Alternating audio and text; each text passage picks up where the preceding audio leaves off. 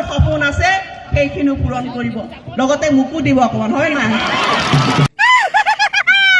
BJP মন্ত্ৰী আৰু MLA সকলে কিমান মিছা কথা কয় আপোনালোকে এই ভিডিঅ'টোত গম পাব, আৰু কিমান চলাহী কথা কৈ মানুহৰ মন ভুলাই আপোনালোকে এই ভিডিঅ'টোত গোটেই কথাখিনি গম পাব।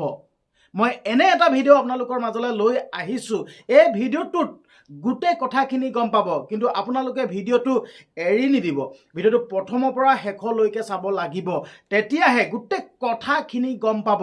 এতিয়াই মই মেইন সেই বিশেষ ভিডিঅ'টো লগাই দিছোঁ, আপোনালোকে কিন্তু এৰি নিদিব, গোটেই ভিডিঅ'টো প্ৰথমৰ পৰা শেষলৈকে চাব, আৰু লগতে চেনেলটো ছাবস্ক্ৰাইব কৰি দিব, আৰু ভিডিঅ'টো যিমান পাৰে সিমান শ্বেয়াৰ কৰি দিব। এতিয়াই মই সেই বিশেষ ভিডিঅ'টো লগাই দিছোঁ, আপোনালোকে চাওক। আজি চৰকাৰখনৰ আঁচনিৰ জৰিয়তে সুবিধা পাইছে। আমাৰ মৰমৰ গোলাঘাটখনক আমি ৰূপহী গোলাঘাট কৰিব লাগিব, মৰমৰ সৰুপথাৰখনক ৰূপহী গোলাঘাট কৰিব লাগিব। বিশ্বজিৎ ফুকন ডাঙৰীয়াক আমি মূৰৰ চুলি ছিঙি আশীৰ্বাদ দিছোঁ। এজন যুৱ নেতাই মাত্ৰ 4.5 বছৰত আগৰ 75 বছৰৰ লোকসকলে যিখিনি কৰিব নোৱাৰিলে তাৰ সকলো হিচাপ নিকাচ নাইকিয়া কৰি পেলাই এখন বিকশিত সৰুপথাৰ গঠন কৰিছে। আশা আছে, আৰু কৰাৰ আশা আছে, আপোনালোকে এইবাৰ বিশ্বজিৎ ফুকনক 50,000ৰো বেছি ভোট দি জিকাওক। মই আজিয়ে ঘোষণা কৰিছোঁ, অধিক তেখেতক সাহস দিয়ক, যিমান মনৰ সপোন আছে সেইখিনি পূৰণ কৰিব, লগতে মোকো দিব অকমান, হয় নাই? মই বিশ্বজিৎ ফুকনৰ লগত কেতিয়াও ভোটৰ অংকত মই প্ৰতিযোগিতা নকৰোঁ, মই মৰমৰ অংকত ভগ্নী হিচাপে প্ৰতিযোগিতা কৰোঁ। ভালকে কিবা যদি মই মোৰ পৰা দিব পৰা আছে আশীৰ্বাদখিনি মই দিওঁ। গোলাঘাটবাসী ৰাইজে মোকতো বহুত দি আছে, সেই তুলনাত মই হয়তো ব্যক্তিগতভাৱে কাৰোবাক কিবা অকণ দিব নোৱাৰোঁ, কিন্তু এইখন গোলাঘাটৰ আপোনালোকৰ আশীৰ্বাদবিলাক মোৰ বুকুত লৈ দিনে নিশাই মই কাম কৰি যাওঁ। ভৱিষ্যতে 24x7 আপোনালোকৰ কাৰণে কাম কৰিম, সুখে দুখে কাম কৰিবলৈ চেষ্টা কৰিম, আৰু এই NDA চৰকাৰক আমি জীয়াই ৰাখিব লাগিবই।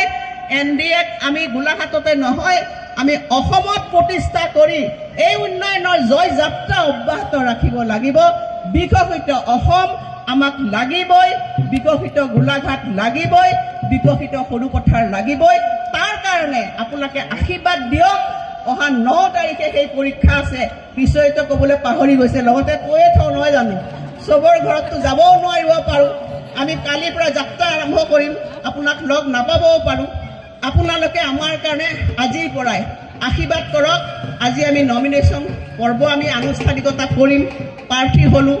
আপোনালোকে আমাৰ হৈ এজন বিশ্বজিৎ ফুকন, এজন অজন্তা বাইদেউ হৈ পেলাই যি আপোনালোকে আমাৰ ৰথৰ সাৰথি হ'ব লাগিব।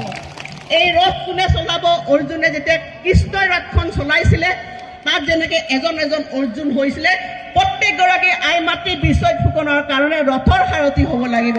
ইয়াত উপস্থিত থকা যিমান আছে যুৱকসকল আমাৰ ৰথৰ সাৰথি হ'ব লাগিব। মুখ্যমন্ত্ৰী ডাঙৰীয়াক আমি পুনৰবাৰ আমি মুখ্যমন্ত্ৰীৰ আসনত বহাবলৈ সকলোৱে এজন হিমন্ত বিশ্ব শৰ্মা হ'ব লাগিব। হিমন্ত বিশ্ব শৰ্মা গোলাঘাটবাসীয়ে অন্তৰে হিয়া উজাৰি আমি আশীৰ্বাদ দিব লাগিব। সেই আশীৰ্বাদেৰে পুনৰ আমাৰ চৰকাৰ হ'বই। মই আজিয়ে কৈ দিব পাৰোঁ, আমি বিপুল সংখ্যাগৰিষ্ঠতাৰে আমাৰ চৰকাৰ গঠন হ'ব। আমি কামৰ জৰিয়তে আমি পুনৰ আপোনালোকৰ ওচৰলৈ আহিম। অসম মাতৃৰ দৰিদ্ৰ লোকসকলৰ চকু পানী মচিবলৈ চেষ্টা কৰিম। গোলাঘাট মাতৃক আমি দিনে ৰাতি সেৱা কৰিম। এইখিনিয়ে কৈ পুনৰবাৰ সকলোকে মোৰ আন্তৰিক অভিনন্দন, কৃতজ্ঞতা, শুভকামনা জ্ঞাপন কৰিছোঁ। অহা 9 এপ্ৰিল বহাগ বিহুৰ আগত আপোনালোকে চবেই দলে বলে এইবাৰ ভোটদান 100% দিব লাগিব। দিবনে না? 100% চবেই 100% ভোটদান কৰি আমাৰ গোলাঘাট জিলাখনৰ সকলো প্ৰাৰ্থীকে, NDA প্ৰাৰ্থীকে বিপুল ভোটৰ মাৰ্জিনত আপোনালোকে জয়ী কৰি দেখুৱাই দিয়ক যে গণতন্ত্ৰত ৰাইজেই ৰজা। এইবাৰ গোলাঘাটবাসী মাৰ বান্ধি উঠিছে, তেওঁলোকে উন্নয়নৰ বিপক্ষে ভোটদান কৰিব জানে। ভোট ফৰ ডেভেলপমেণ্ট, উন্নয়নৰ সপক্ষে আমি আমাৰ ভোট দিম।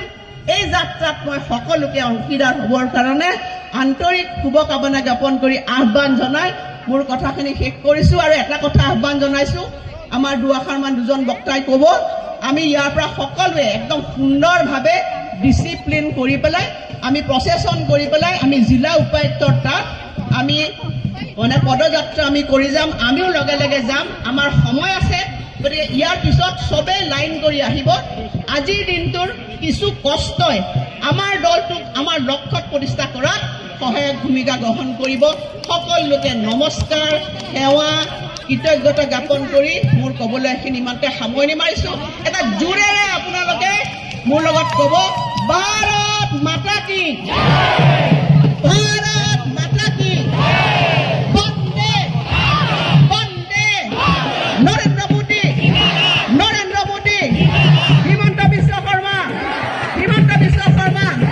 গোলাঘাটবাসী সৰুপথাৰবাসী ধন্যবাদ আপোনালোকে শুনা পালে কি বুলি ক'লে তো মই এটা কথা ক'ব বিচাৰিছোঁ আমাৰ গোলাঘাট সমষ্টিত যিমান উন্নয়ন হ'ব লাগিছিল কিন্তু সিমান উন্নয়ন হোৱা নাই মই ডাইৰেক্টলি ক'ব বিচাৰিছোঁ যিমান উন্নয়ন হ'ব লাগিছিল সিমান উন্নয়ন হোৱা নাই কিন্তু যিমানখিনি কথা ক'লে সেই কথাখিনিৰ মানে আধি কামেই নহ'ল সেইটোৱে ক'লোঁ গোলাঘাট সমষ্টিত তো মই গোটেই A to Z গোটেই পৰিৱেশ গোটেই গোলাঘাট সমষ্টিও ক'ত ক'ত উন্নয়ন হৈছে ক'ত ক'ত উন্নয়ন হোৱা নাই গোটেই পৰিৱেশবিলাক মই দেখুৱাব পাৰিম জিয়া প্ৰতিচ্ছবিবিলাক দেখুৱাব পাৰিম অলৰেডি মই কিছুমান জিয়া প্ৰতিচ্ছবি দেখুৱাই আছোঁ তো আপোনালোকে কওকচোন ইমান কেইটা কাল